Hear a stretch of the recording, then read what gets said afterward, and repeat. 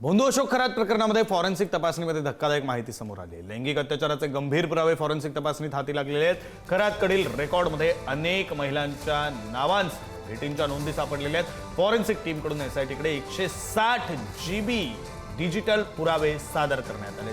160 GB digital पुरावे ABC code नेमनं वर्गीकृत करण्यात आले। लॅपटॉप, पेनड्राईव्हसह अनेक स्टोरेज डिव्हाइस जप्त करण्यात आले। सर्व डिजिटल पुरावे न्यायालयामध्ये सादर करण्याची प्रक्रिया सुरू आहे।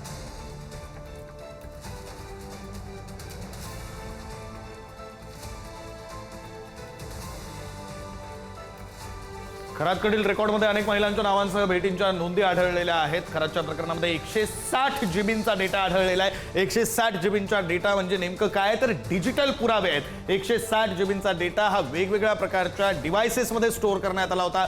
पेनड्राईव्ह असेल, मेमरी कार्ड असेल, लॅपटॉप असेल, अशा प्रकारच्या डिव्हाइसेसमध्ये हा स्टोअर करण्यात आला होता। आणि खरातकडील रेकॉर्डमध्ये अनेक महिलांची नावं आणि भेटीचे तपशील नमूद केलेले आहेत। भोंदू अशोक खरात प्रकरणामध्ये फॉरेन्सिक तपासणीत धक्कादायक माहिती आता समोर येते आहे। लैंगिक अत्याचाराचे गंभीर पुरावे फॉरेन्सिक तपासणीमध्ये हाती लागलेले आहेत।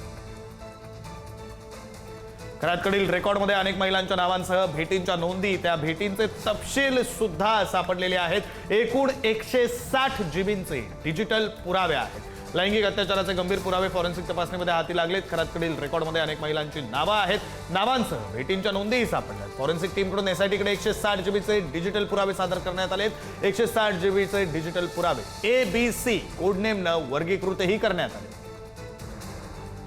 आपले प्रतिनिधी किरण ताजने आपल्यासोबत फोन लाईनवरून जोडले गेलेले आहेत। अधिकचे तपशील किरण यांच्याकडून। किरण, गेल्या काही दिवसांपासून एसआयटीच्या माध्यमातून जो तपास सुरू आहे त्या तपासामध्ये तब्बल 160 GBचे डिजिटल पुरावे एसआयटीने ताब्यात घेतलेले आहेत। यामध्ये प्रामुख्याने जर बघितलं तर लॅपटॉप, पेनड्राईव्हसह अनेक स्टोरेज डिव्हाइस जे आहेत ते जप्त करण्यात आलेले होते आणि त्यानुसार ABC कोड नेमने जे पुरावे आहेत ते वर्गीकृत केले गेलेले आहेत। अनेक लैंगिक अत्याचाराचे पुरावे देखील या सगळ्या दरम्यान आढळून आलेले आहेत। त्याची माहिती देखील स्टोअर करण्यात आलेली आहे।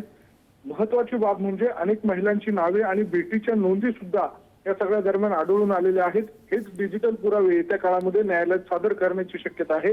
अशा सगळ्या पार्श्वभूमीवर थेट फॉरेन्सिकच्या कडनं हा खुलासा प्राप्त झाल्यामुळे याला मोठं या निमित्तानं तपासाच्या दरम्यान गती येण्याची शक्यता आहे। धन्यवाद किरण, दिलेल्या या सगळ्या माहितीसाठी। भोंदू खरातच्या पत्नीची जामिनासाठी न्यायालयामध्ये धाव। राहता न्यायालयामध्ये आज सुनावणी पार पडणार आहे। भोंदू अशोक खरात याची पत्नी कल्पना खरात हिनं वकिलामार्फत जामीन मिळण्याकरता राहता न्यायालयामध्ये अर्ज दाखल केलाय। तर या अर्जाची सुनावणी आज पार पडणार आहे। राहता न्यायालयामध्ये ही सुनावणी पार पडेल, तर या सुनावणीत सर्वांचं लक्ष असेल।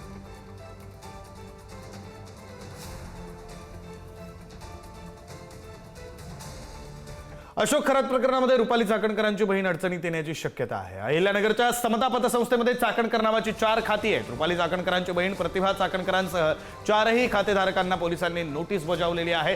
समता पतसंस्थेतील चाकणकर नावाच्या 4 खात्यांना भोंदू अशोक खरात नॉमिनी असल्याची माहिती आहे। तर समता पतसंस्थेमध्ये चाकणकर नावे असलेल्या 4 खात्यांमधून 2,40,00,000चे व्यवहार झाल्याची माहिती पोलीस तपासात समोर आलेली आहे।